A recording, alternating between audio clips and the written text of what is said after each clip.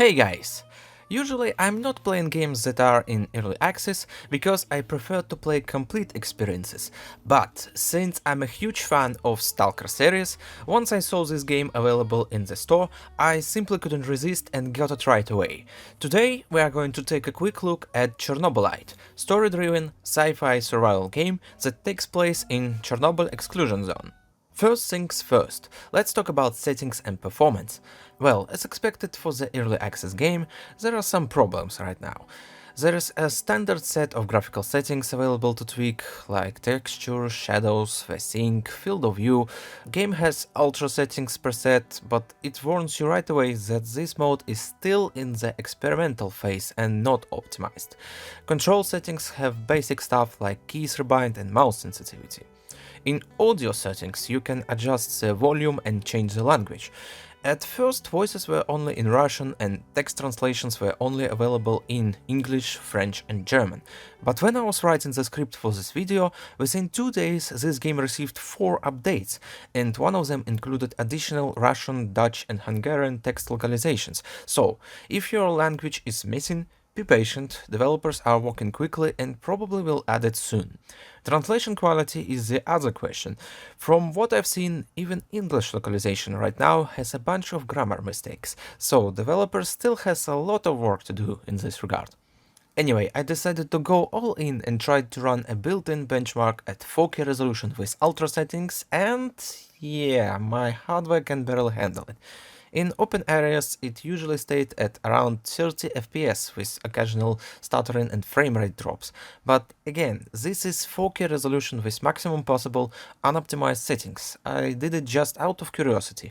Resolution makes a huge difference. I ran the benchmark again with the same settings but at 1080p and got 75 FPS average.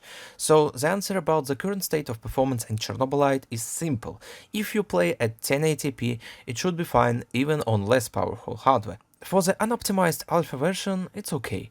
Developers will probably improve performance closer to the full release. Okay, let's talk about the game itself. What Chernobylite devs is trying to do here is to mix story-driven first-person shooter with light survival gameplay in decorations of the Chernobyl zone.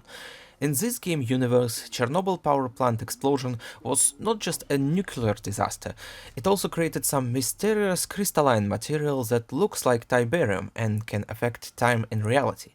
Protagonist is a scientist who is looking for his missing wife and occasionally sees flashbacks and visions about the Chernobyl disaster. There is a lot of cutscenes and even dialogue choices, which are, as developers claim, can lead to completely different outcomes. You can also talk and build relations with your companions. If you are on good terms with them, they can teach you new skills and help in gathering supplies.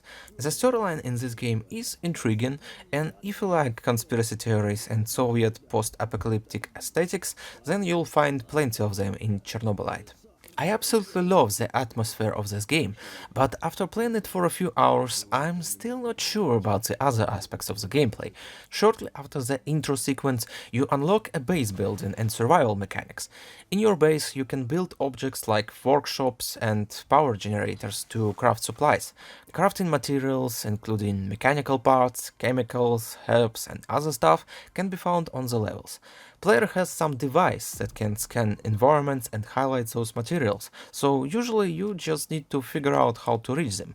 There is no open world, you just choose from the list of available locations and literally teleport from your base to another location to gather resources and complete quests.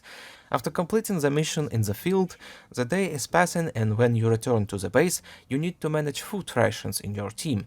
Without food, your companions' morale will decrease and they can even get sick or leave you. Developers are trying to add combat and stealth mechanics to this list, and to be honest, right now they are not doing this very well. Stealth in Chernobylite is very rudimental. You just need to crouch and bam! Enemies can see you 2 steps away from you, even under the bright lights. This is so dumb and unnatural. I hope they will change the system to something more realistic and fun, because this is not fun, it's just boring. Same about shooting. It's a survival game, so you don't have much ammo and weapons, but from what I've seen so far, there is not much variety of enemies and threats either. Only typical military dudes and some sort of ghosts that are living in the buildings and can walk through the walls. The only time when I had to participate in combat, it didn't go well, because it was clunky and buggy as hell. I accidentally stumbled on that ghost thing, and every time it was hitting me, the camera was going crazy, making it hard to understand where the enemy, hence aiming and shooting. So yeah, I hope that developers will do something drastic with the combat and stealth, because in their current state, they are the weakest parts of this game. Honestly, it's hard to judge this game right now. It's a very rough alpha version, and it's obvious that this game is at least 1 year away from the full release. UI is mostly placeholders, there's only one save slot with no manual saving, a lot of voice lines are missing, and some gameplay aspects require serious rework. It looks very promising, but in its current state, it's not worth getting it unless you really want to help developers. I know some people like to play games on the early stages of development and provide feedback, but personally, I will wait for the full version release. I hope that developers will fix the main issues and do everything right, because Chernobylite is in the list of my most anticipated games of the next year.